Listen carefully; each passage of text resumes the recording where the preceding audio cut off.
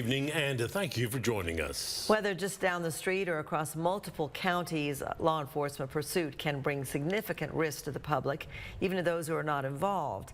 In Lubbock, there have been 3 separate pursuits in January alone, but officers tell us they are working hard to make sure any chase ends as quickly and safely as possible. Just last week, we reported 22-year-old Xavier Borunda almost hit a patrol car while driving near the Texas Tech campus.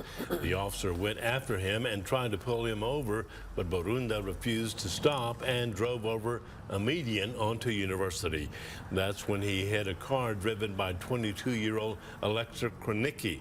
She was taken to UMC for treatment. Borunda was charged with DWI, evading arrest, failure to stop and render aid, unlawful carry of a weapon, and a traffic warrant.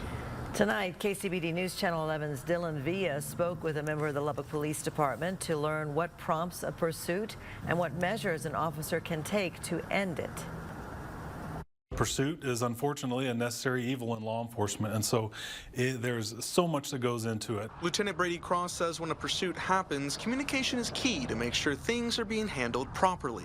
It's a constant evaluation on our end, from the officer involved to his supervisor to the shift commander. Everyone is keyed in when they hear that type of emergency traffic. A point of emphasis is dictating whether a pursuit is safe for others in the area and if it needs to be called off. The speed, traffic conditions, and the location, weather conditions, all those things come into account.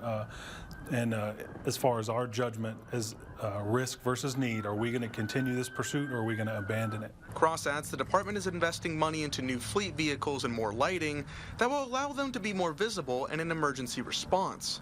There's also several ways law enforcement tries to end a pursuit before it even begins. If we can stop a pursuit before it begins by using our patrol cars to block someone in before they even leave a location, that's our goal. And so between forcible stops, spike strips, and vehicle containment, those are all tactics we try and use to keep a pursuit from ever happening. If necessary, Cross says other agencies will come in and assist as well.